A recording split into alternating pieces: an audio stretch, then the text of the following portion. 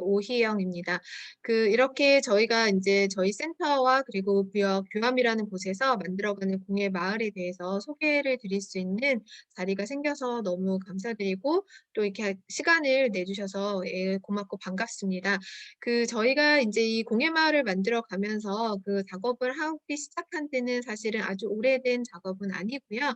지금 저희가 2019년 12 월부터 인제 센터가 문을 열면서 지금 이제 진행하고 있는 작업들, 그러니까 준비하고 있는 일들, 그리고 여기에서 함께 하시는 분들에 대한 소개를 좀 드리고 이거를 바탕으로 인제 앞으로 저희가 8 월까지 이어나가면서 계속 센터의 관심과 그리고 저희 마을에서 함께 하실 일들에 대한 이야기들을 열어가는 그런 시간이 되었으면은 좋겠습니다.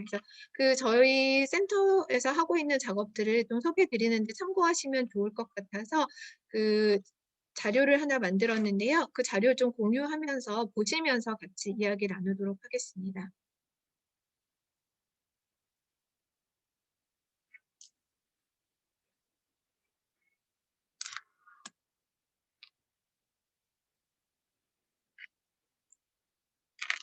네.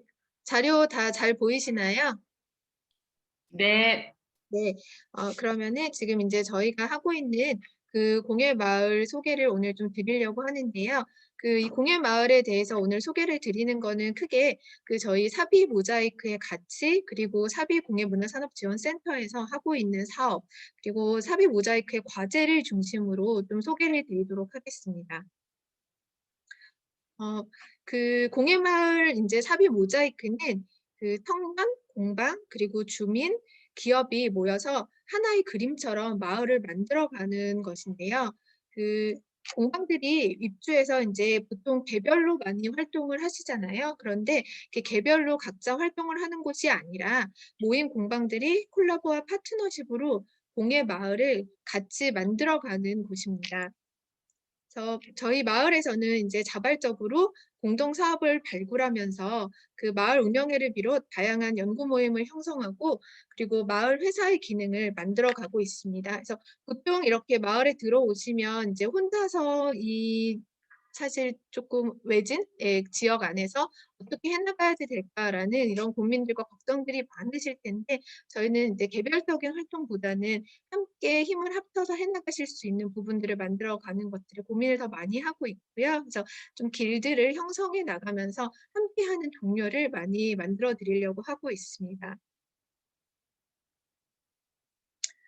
네.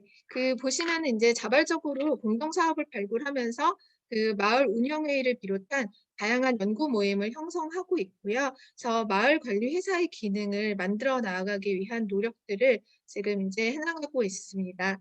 그래서 이 작업들을 해 나가는 데에 지역 간의 청년 교류와 그리고 전국의 동료 기업들이 협력해서 여기에서 함께 해 나가 그러니까 함께 해 나가기 위해서 인제 많은 분들이 지금도 찾아오고 계시고요. 그래서 저희 마을에서는 다양한 게더링이 활기차게 일어나고 있습니다.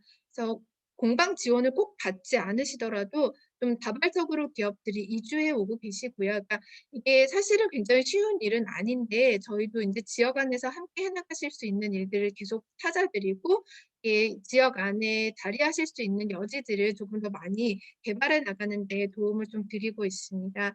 그래서 그 다들 잘 아시는 것처럼 이게 저희가 클러스터를 조성하는 사업인데 클러스터는 인위적으로 만들기에는 굉장히 어려움이 많이 있어서 저희는 이것들을 인제 서로 간에 트러스트라고 하는 것들을 통해서 이게 마을과 단지를 만들어 나가고 있는데요. 이런 것들은 인제 창의적인 청년 그리고 공예인, 기업들 사이에서 저희가 신뢰 자본을 구축하고 그리고 또 서로 간에 인내 자본을 투자하고 있기에 가능한 일이 아닐까라고 생각을 하고 있습니다. 다음으로 저희 인제 사업이 공유문화산업지원센터에서 추진하고 있는 좀 사업을 중심으로 말씀을 드리도록 하겠습니다. 저희 이 사비 123 이라는 곳은요. 이게 123 년의 백제 역사를 담고 있는 것인데요. 그러니까 백제가 사비성에서 123 년을 존재했었고 그래서 이것을 인제 저희의 좀 브랜드로 하고 있습니다. 그래서 123년 백제를 담은 123 사비 공예마을 규암은 백마강의 바람을 담은 생태적인 공예마을 규함, 그리고 여행이 가능한 공예마을 규함, 또 창조적인 기업과 청년들이 활력을 만들어내는 공예마을 규함이 되도록 공간을 조성하고 그리고 다양한 프로젝트를 준비하고 있습니다. 이 공예마을을 만들어가는데 이제 저희가 지원해드리는 공간들이 있는데요. 우선은 지금 저희가 이 공방 창업 지원이 현재 진행이 되고 있습니다. 이 프로젝트는 이제 작년부터 저희가 지원이 돼서 작년에 마을 안에 빈집을 임대하셔서 저희에게 사업을 신청하시는 경우에 저희가 최대 3천만 원까지 리모델링 비용을 지원을 해드리고 있고요. 그래서 현재 작년에 5개의 공방이 조성이 되었고 2월 달에 지금 이제 4개의 2기 공방이 모집이 돼서 지금 이제 공사를 진행하고 있고요. 그리고 현재 3기를 모집을 하고 있는데요. 앞으로 7개의 공방을 더 모집을 해서 저희가 이제 리모델링을 지원을 해드릴 예정입니다. 그리고 마을 안에 있는 이제 농협 창고를 지금 매입을 해서 이 농협 창고가 앞으로 창작 지원 센터로 조성이 되고요. 이 창작 지원 센터 안에는 15개 스튜디오와 그리고 촬영실, 교육장, 메이커 스페이스 등 이제 다양한 이용 가능한 시설들이 들어오게 되고요.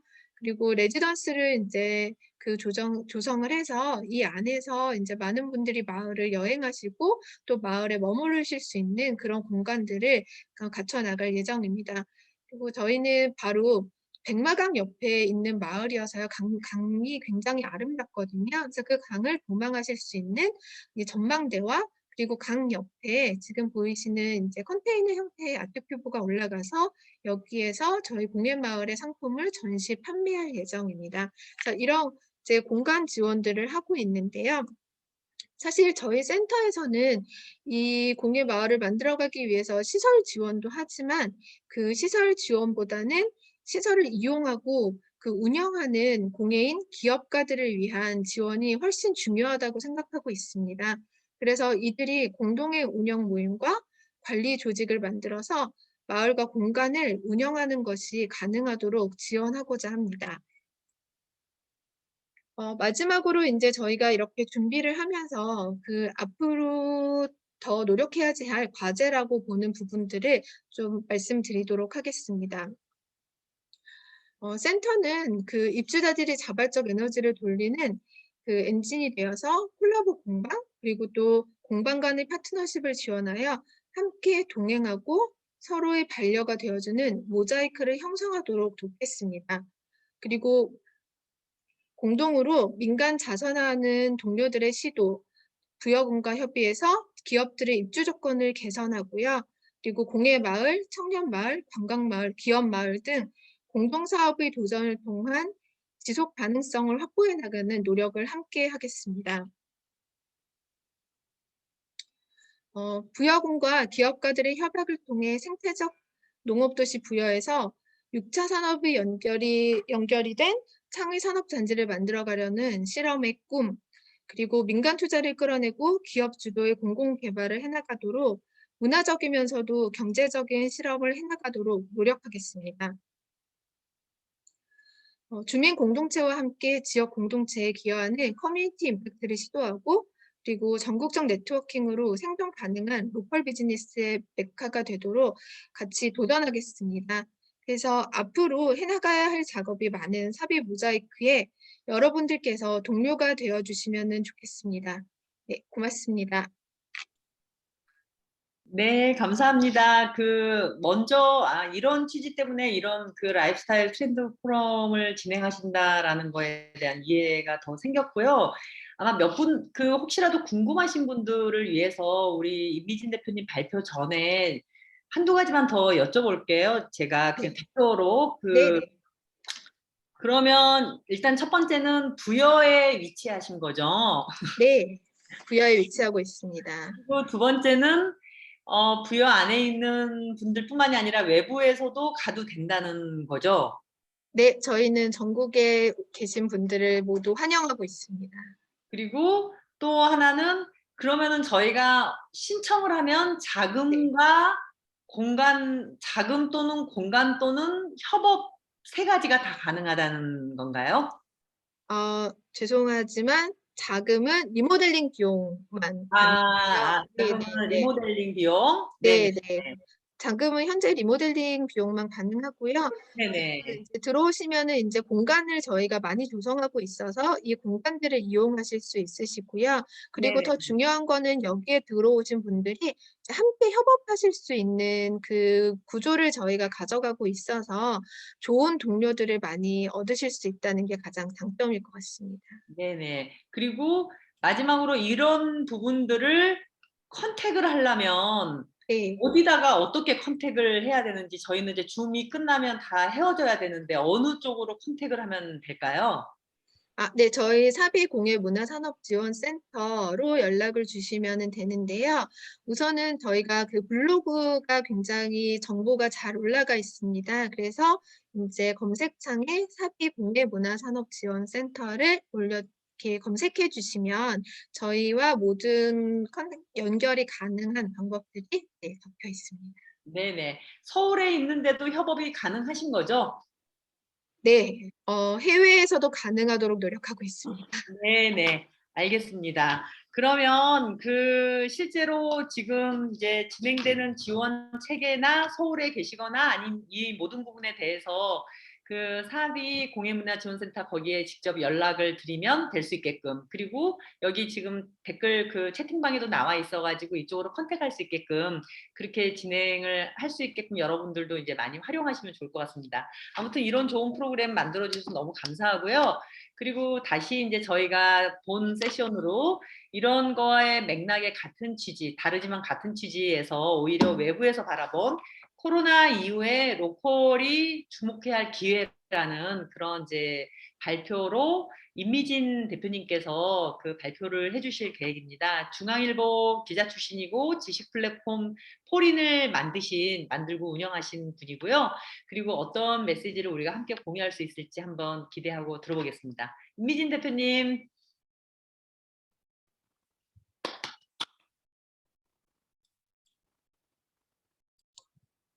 제가 지금 제 목소리 들리시죠?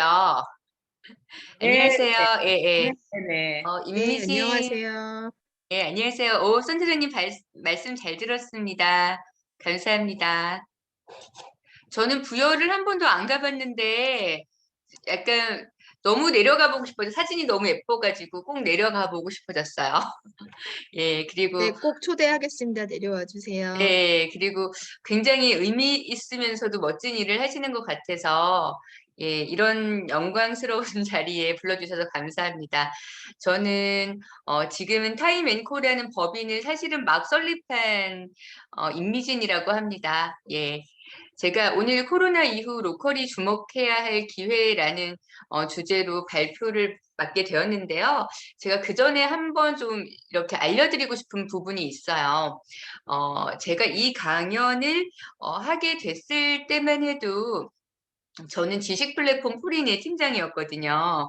예, 그래서 포린의 로컬과 공간 이야기가 많으니까 이제 그걸 소개하면 어떠냐라는 것이었는데 그 강연 의뢰하신 시점하고 지금 오늘 좀 격차가 있는데 그 사이에 이제 제가 포린 팀장을 그만두고 제 사업을 시작하게 돼가지고 그래서 제가 현직 팀장이 아니라는 것, 그리고 오늘의 제가 전해드릴 내용이 제가 오리지널하게 구성한 내용이 아니라 포린의 링컨님들의 인사이트를 제가 일종의 큐레이션처럼 전달 드린다는 걸 꼭 미리 기억해 주셨으면 좋겠어요. 그리고 혹시라도 발표 내용을 공유하시게 된다면 저희 포린과 링컨님을 인용해 주시길 부탁드리고 또 자세한 내용은 포린 멤버십을 통해서 확인하실 수 있습니다. 네.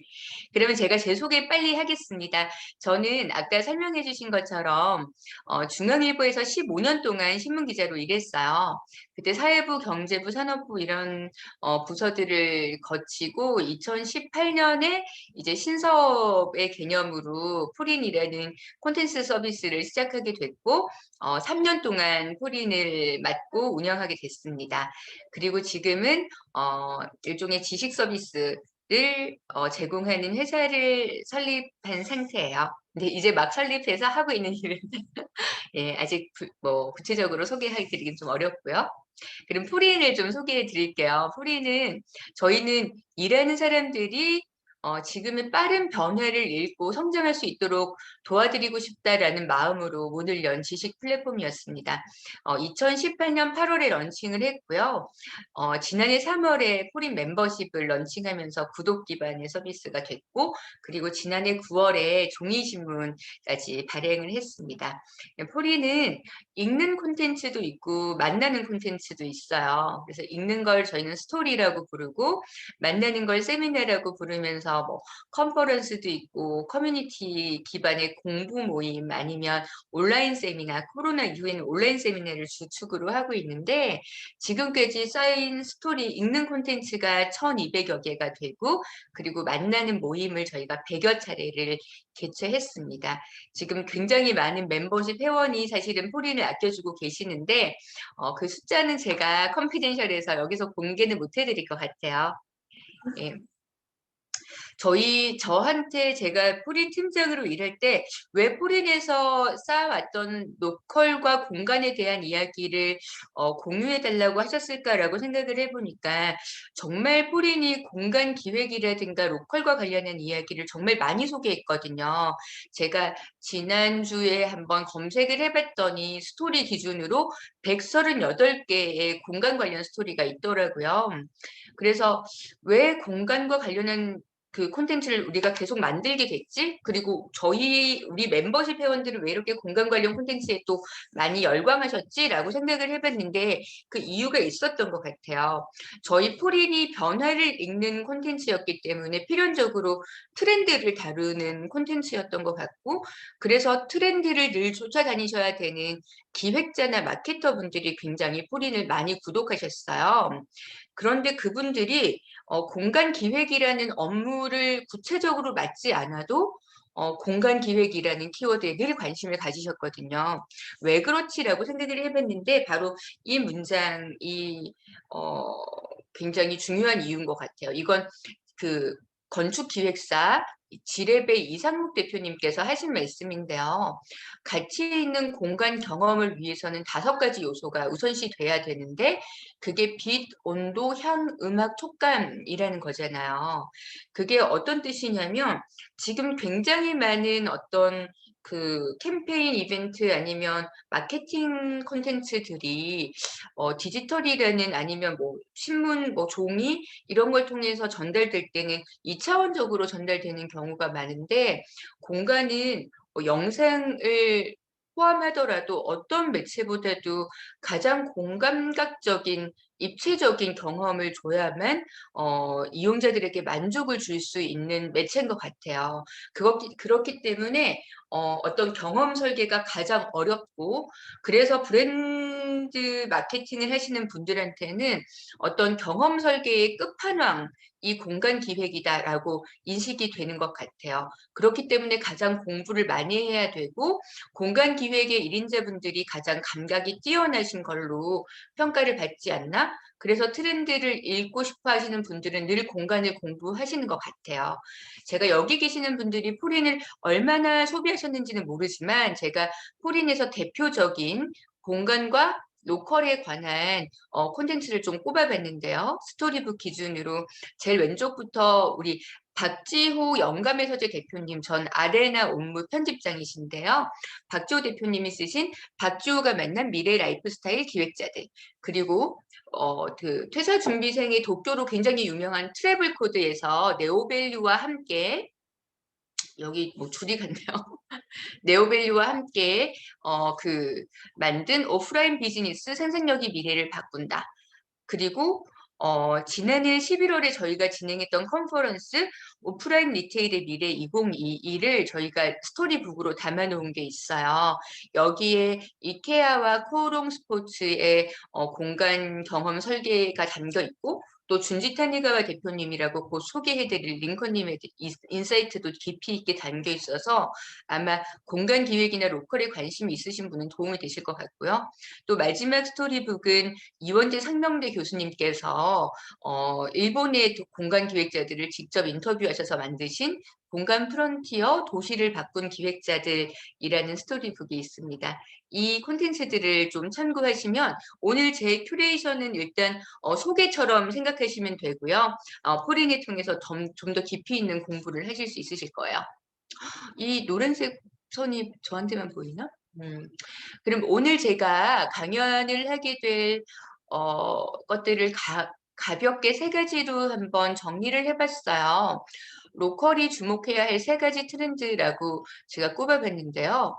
첫 번째 트렌드는 코로나로 인한 어떤 큰 변화 중에 하나라고 생각하는데 향후에 어떤 공간 기획이 지향하는 목표가 많은 사람을 모으는 것보다 적더라도 오래 머물고 강한 소속감을 느끼는 사람을 모으는 것에 아마 집중될 것이다 하는 겁니다. 그리고 두 번째는 늘 많이 강조되지만 지역의 특성을 아주 잘 반영한 그야말로 지역에 녹아 들어가는 공간 기획이 필요한 시대가 됐다는 거고요.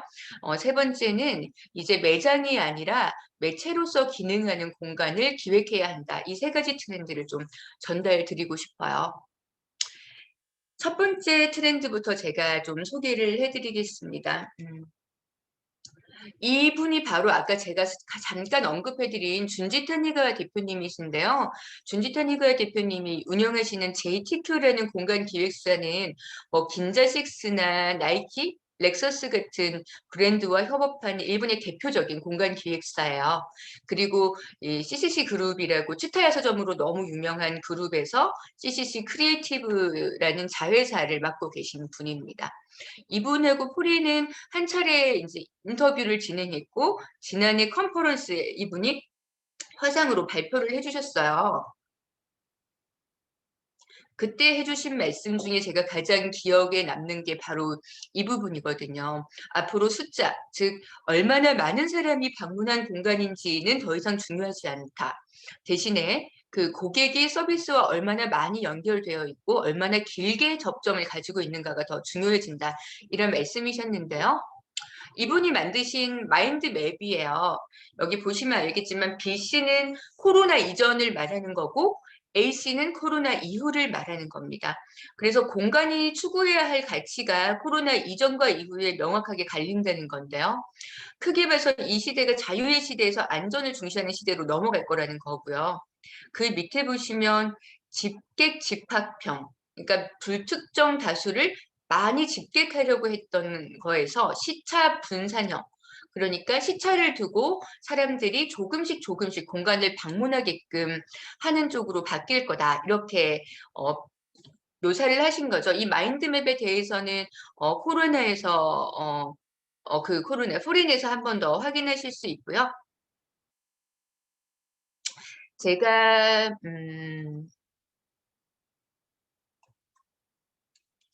특히 주목한 세 가지 트렌드는 이 부분인데요. 그동안은 많은 공간들이 지나가던 사람들이 어떻게 하면 더 많이 들어올 수 있게 만들까라는 고민을 하고 있었잖아요. 그런데 앞으로는 더 많은 공간들이 회원을 중심으로 운영이 될 거라는 예측이신 거예요. 왜냐하면 이제 코로나 때문에 불특정 다수에 대한 불안감이 존재하고요. 더 강한 소속감을 가진 지금 혹시 이 PPT에 이 핸드라이팅이 저만 보이나요? 아니요, 다 보여요. 이 핸드라이팅이 제가 하고 있는 게 아니긴 한데 아마 제가 공유 중지를 한번 하고 다시 오픈을 하는 게 좋을까요? 네네. 핸드라이팅을 직접 해주신 게 아니에요. 제가 한 게 아니라 지금 누군가가 핸드라이팅 하시는 게 굉장히 이제 재미있게도 공유가 되는 것 같은데 잠깐만요. 죄송합니다. 제가 한 번만 더 됐어요. 네.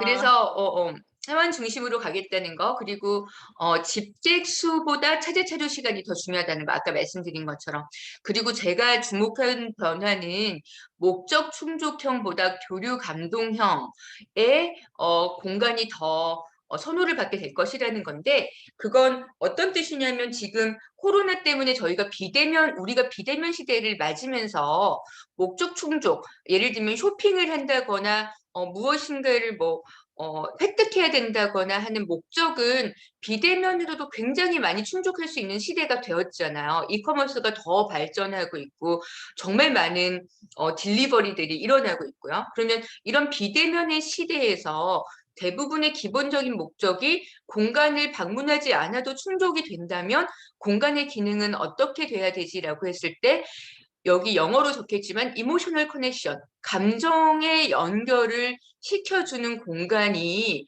살아남는 시대가 될 것이다라는 분석을 하신 것 같아요. 이 8가지 마인드맵에 대해서 더 많이 이제 공부를 하시면 좋을 것 같고요. 여기에서 가장 강조하신 키워드가 바로 자기 긍정감인데요. 자기 긍정감이라는 단어가 이제 굉장히 직관적으로도 아시겠지만 나는 괜찮은 사람이야. 나는 이런 작은 기쁨을 통해서 뭔가 자기 보람을 찾는 굉장히 긍정적인 감정을 찾는 게 중요해지는 시대가 될 것이고 그런 긍정적인 감정을 고취시킬 수 있는 공간을 만들어야만 사람들에게 열광받을 수 있다. 이런 표현이셨어요. 그러면서 2가지 사례를 들어주셨거든요. 여기 왼쪽에 있는 사진은 호주 멜번에 있는 버우드 브릭웍스라는 쇼핑센터예요. 근데 이 쇼핑센터는 2009년에 설립됐고 세계 상업시설 중에서 가장 먼저 지속 가능한 상업시설로 인증을 받은 곳입니다. 여기서는 태양광 설비를 통해서 이 쇼핑센터 전체가 쓰고 있는 에너지의 105% 이상을 자가 발전을 하고 있어요. 그리고 이 위에 옥상에서는 농장을 운영을 하고 있고 그 농장에서 채취한 농작물을 통해서 또 운영되는 식당을 가지고 있습니다. 그 준지트니와 대표님께서 이 설명을 하실 때는 이제 이 쇼핑센터를 갈 때마다 사람들이 나는 사회에 공헌을 하고 있어. 나는 쇼핑이라는 게 어떤 그 소비를 하는 행위가 아니라 뭔가 사회에 좋은 베네핏을 가져다 주는 행위처럼 인식을 하게끔 하는 게 이 쇼핑센터가 가지고 온 굉장히 큰 혁신이라고 이제 인식을 하신 거예요. 오른쪽에 있는 그 사진은 르겐 빌리지라는 그 네덜란드의 커뮤니티형 마을이에요. 2017년에 조성이 시작이 돼서 아직 조성이 완전히 끝나지는 않았는데 암스테르담 근교의 아메르라는 도시에 있고요. 190여 개 가구가 이 도시에 들어오게 될 텐데 이 도시는 특이하게도 이 르겐 빌리지라는 마을에는 차도가 없다고 해요. 차가 다닐 수 없고 기존의 도시가 문 대표님 하실 말씀 있으세요? 저기 혹시 참가하신 분들 중에서 음소거를 좀 부탁을 드릴게요. 다른 목소리들이 들어와 가지고요. 네, 체크 한번 부탁드립니다. 네, 대표님 말씀하세요. 네네. 그래서 여기도 셀프 자족이 가능한 첫 번째 생태 마을이라는 캐치프레이즈를 가지고 있는데요. 차가 다니지 않고 이 안에서 먹을 농작물을 스스로 이제 생산하는 자족형 마을을 만들겠다고 하는 건데 이 마을을 이제 사시는 분들도 결국 굉장히 추구하는 건 자기 긍정감일 것이다.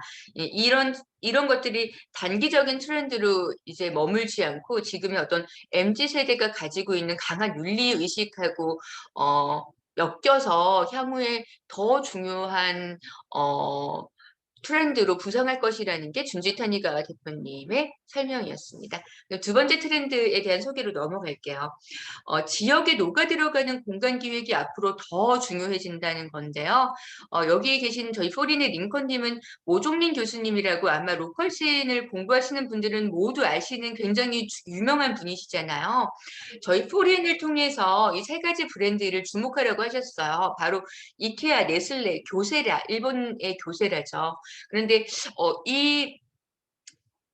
이 브랜드들이 사실 지금은 굉장히 글로벌 시장에서 알려진 브랜드지만 공통점은 뭐냐면 꽤 오래전에 동네 가게 또는 동네 공장에서 출발한 브랜드라는 겁니다. 이제 이케아는 스웨덴의 엘름후트라는 마을에서 출발했고 가난한 농가의 실용주의에서 비롯된 컨셉이라고 해요.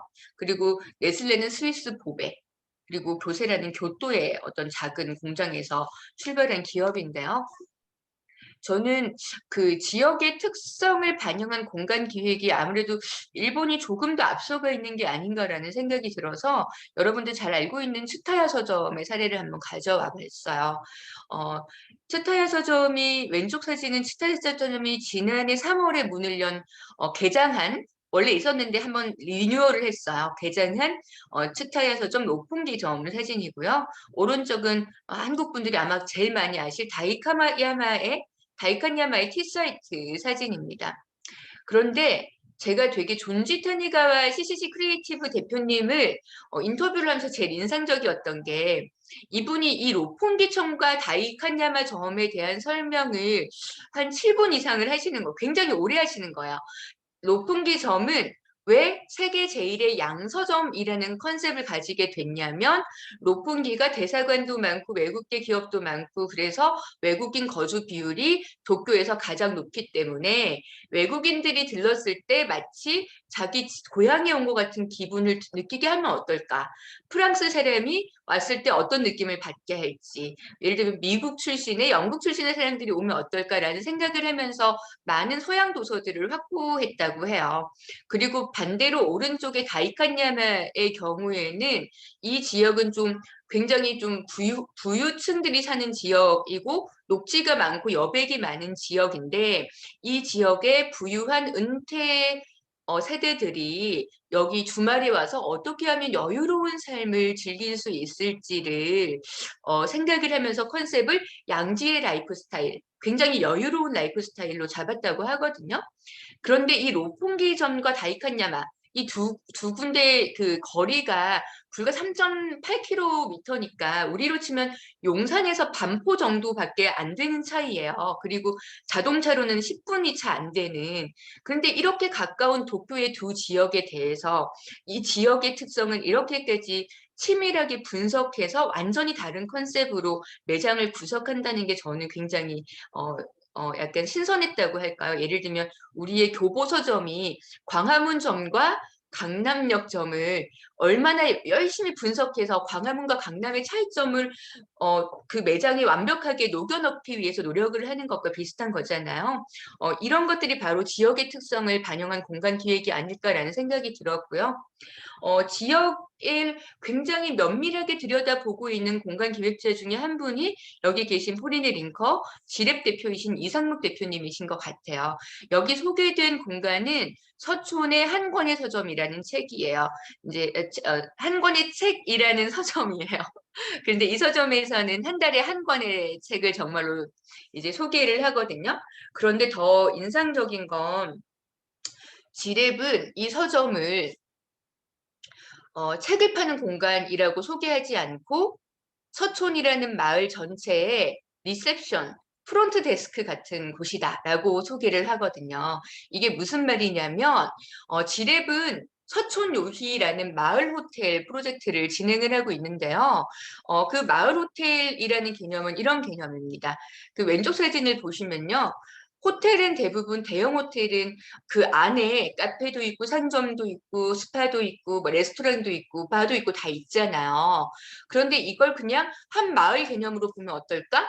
서촌 안에 카페도 있고 바도 있고 스파도 있고 다 있는데 이 전체가 하나의 호텔이라고 생각하면 그 서촌에서 이 한 권의 책이라는 서점은 프론트 데스크가 되겠다. 그래서 이 서촌을 찾아온 사람, 서촌이라는 호텔을 찾아온 사람에게 서촌이라는 전체 호텔에 대한, 마을 호텔에 대한 소개를 하고 싶다라는 어떤 굉장히 소셜한 미션에서 출발한 프로젝트고요. 지랩은 여기에 두 개의 스테이, 그러니까 두 개의 숙박시설을 운영을 하고도 있지만 이것보다 더 중요하게 생각하는 건 서촌에 있는 굉장히 많은 상점들을 유기적으로 엮어내서 이 서촌 전체가 하나의 커뮤니티가 되고 서촌 전체가 하나의 상권으로 일종의 잘 나가는 호텔처럼 같이 발전하기를 원하는 프로젝트를 진행하고 계시는 거예요. 그래서 이 골목이 엘리베이터가 된다는 게 굉장히 전 재미있는 컨셉이라 생각하는데 이제 호텔을 마치 엘리베이터를 타고 호텔 내에 여러 가지 시설을 가는 것처럼 골목을 타고 마을의 구석구석 상점들을 돌아볼 수 있게 해주시겠다는 거죠.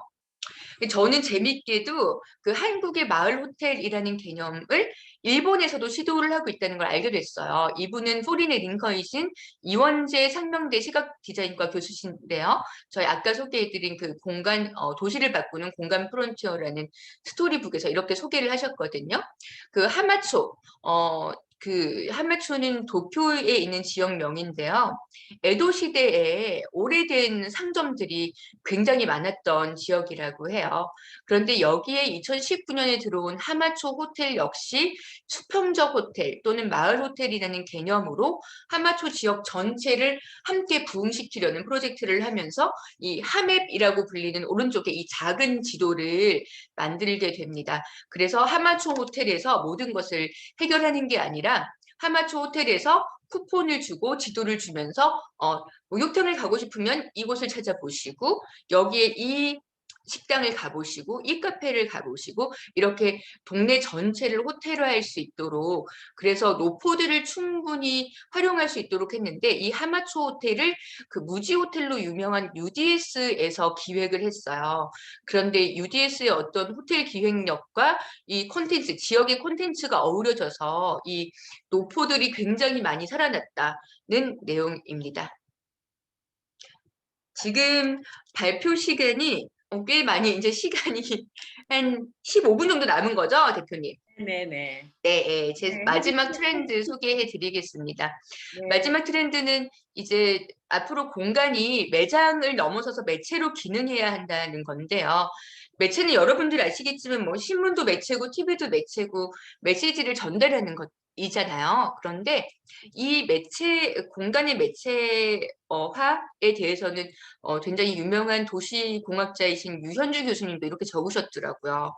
그러니까 우리가 보행자로서 길을 가다가 상점을 보는 것 자체가 마치 TV 프로그램에서 채널이 바뀌는 것처럼 상점 안의 사람들, 쇼윈도의 어떤 콘텐츠들을 그 소비하는 것이다라는 표현을 하셨던데 저 굉장히 와닿는 표현이었거든요. 그런데 이제 매장이 미디어가 되어야 하는 이유에 대해서는 트래블 코드의 이동진 대표님도 저희 포린에 기고하신 오프라인 공간 상상력, 오프라인의 상상력은 미래가 된다? 라는 스토리북에서도 잘 설명을 하셨어요. 그런데 여기 보시면 오프라인 매장이 판매를 늘리기 위한 채널이 아니라 브랜드를 제대로 알리기 위한 매체가 돼야 된다라는 표현인데요.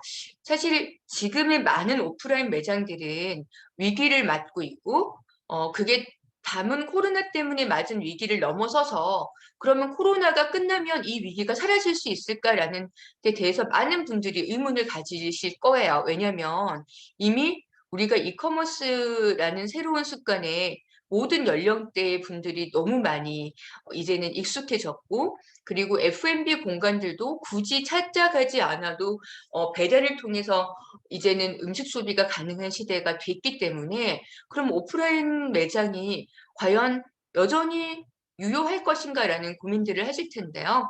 그 중에 하나의 답이 그 매장의 매체화가 아닌가 하는 생각이 듭니다. 그러면서 이렇게 말씀하셨거든요.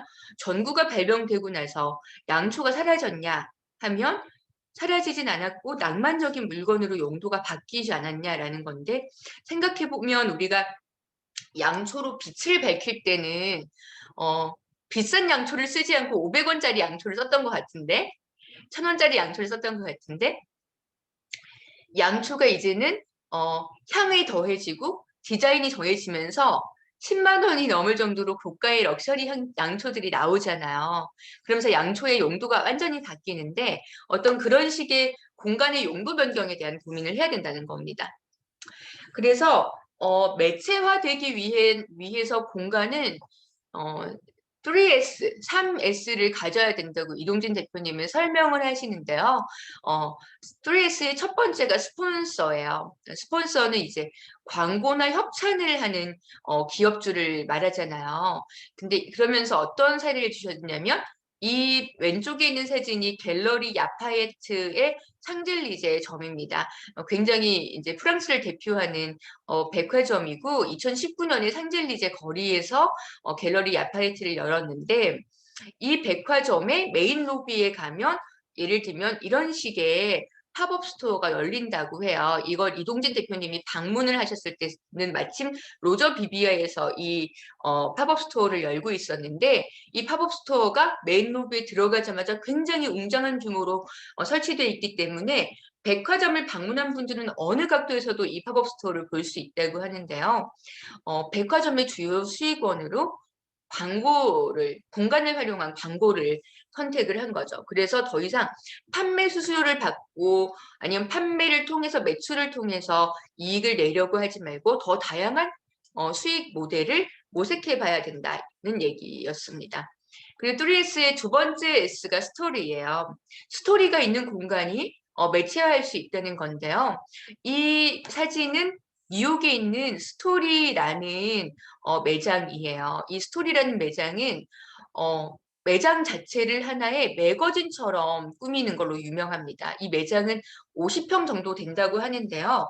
2달에 한 번씩 매장 전체의 컨셉을 확 바꾼다고 해요. 근데 인테리어를 확 바꾸는 건 되게 많은 돈이 드는 거잖아요.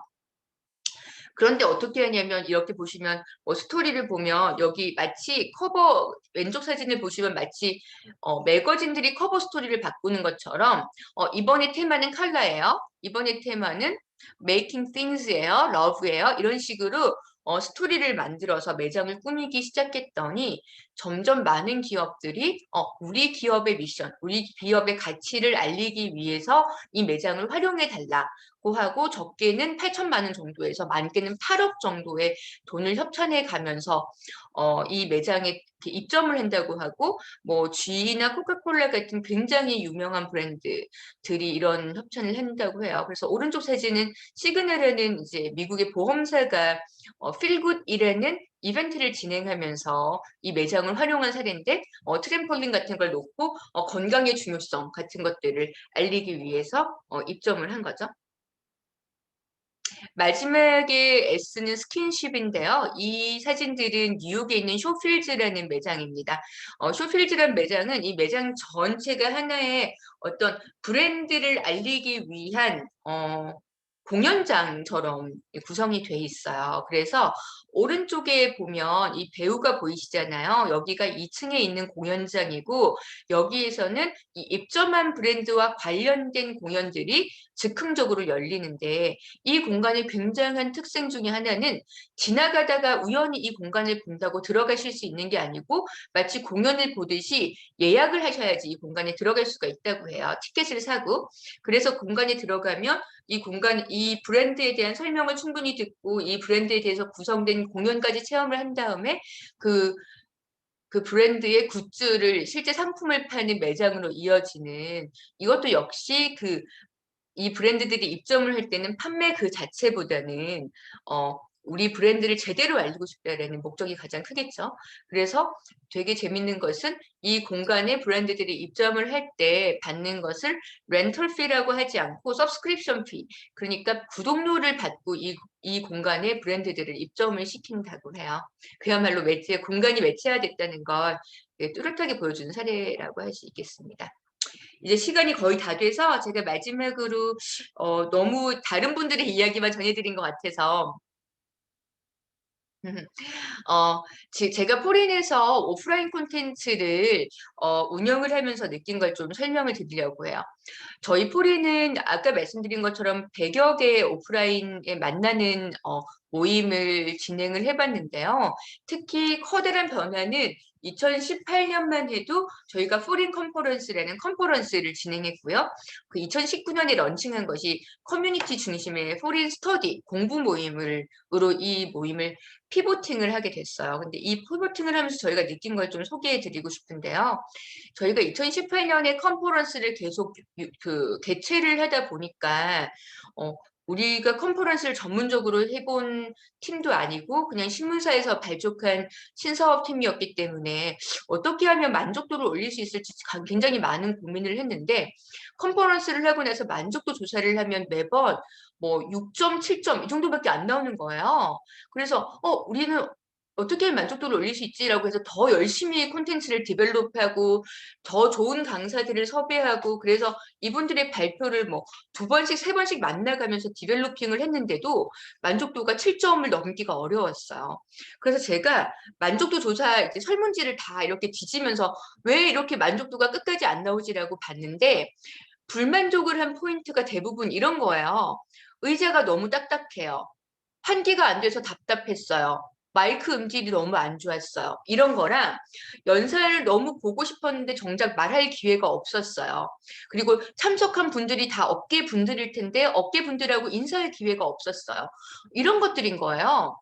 그래서 그때 알게 된 것이 뭐였냐면 오프라인의 콘텐츠 서비스라는 게 내가 아무리 기획을 잘하고 좋은 연사를 모셔서 좋은 콘텐츠를 딜리버리 한다고 해도 그건 만족도 요소의 한 가지 부분에 불과하고 사실은 아까 말씀하신 것처럼 의자가 편한가, 이 공기는 쾌적한가, 음향은 적절한가, 뭐 이곳에 들어오면 나는 냄새는 어떻지, 뭐 이런 이곳의 인테리어는 힙한가, 뭐 이런 것들을 총체적으로 아까 제가 공간 기획이 정말 어려운 오감을 설계해야 되는 부분이 정말 어렵다고 말씀드린 것처럼 그 공간 경험에 대한 어떤 만족도가 굉장히 중요하구나. 그리고 또 하나는 아까 말씀드린 것처럼 연사랑 대화할 기회가 없었어요. 멤버랑 대화할 기회가 없었어요. 그리고 포린의 직원들이 굉장히 사무적으로 돼 있어요. 뭐 이런 것처럼 실제로 이 공간에서 어떤 소통을 하고 있는가가 굉장히 중요하구나라는 걸 깨닫고 사실 아까 말씀드린 것처럼 아주 작은 25명이 모여서 반복적으로 만나면서 친밀감을 형성해가는 포린 스터디를 기획을 하게 된 것입니다. 그래서 제가 이 3가지 만족도 요소를 이제 전달해 드리는 이유는 저희는 이제 포린에서 이런 만족도 조사를 통해서 자체적으로 이제 정리한 거긴 한데 아마도 여기 계신 분들은 훨씬 더 저희보다 콘텐츠 서비스를 하시는 분은 아니고 아마도 공간 서비스 내지는 뭐 상품을 이렇게 판매하시는 분들이 꽤 있으실 것 같은데 아마도 그분들은 조금 더 가운데 있는 동그라미 공간 경험이라는 데 좀 더 집중을 하시지 않을까 하는 생각이 들어요. 근데 저는 그분들도 또 마찬가지로 그럼 공간 경험만 압도적이면 여기 오시는 분들이 만족도가 끝까지 올라갈까라고 생각했을 때 저는 그렇지 않을 거라고 생각하고 그 공간을 방문하신 분들이 매번 방문할 때마다 느끼는 새로운 콘텐츠가 있는지 예를 들면 그 콘텐츠 중에 하나는 예를 들면 맥락 있는 스토리일 수도 있겠죠.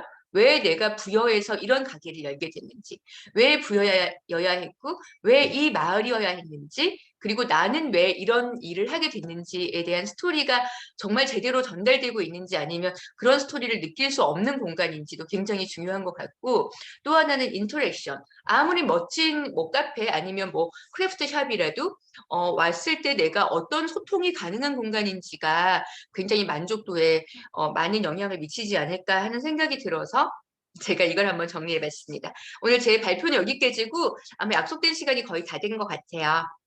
네, 제가 정말 준비를 하면서 한 가지 이제 바랬던 것은 제가 로컬이나 공간 기획 전문가가 아닌데 혹시라도 도움이 안 될까 봐 정말 걱정을 많이 했고 작은 도움이라도 되셨으면 좋겠습니다. 네, 감사합니다. 박수. 감사합니다. 네네, 너무 감사합니다. 혹시 더 궁금하신 내용 있으면 채팅방에 좀 이렇게 올려주시면 임미진 대표님이 좀 이렇게 답변하실 수 있는 부분들은 답변을 해 주시는 걸로 그리고 또 한편 오희영 센터장님이 오히려 답변이 가능하시면 답변도 같이 해주시는 걸로 그렇게 말씀을 나누겠습니다. 일단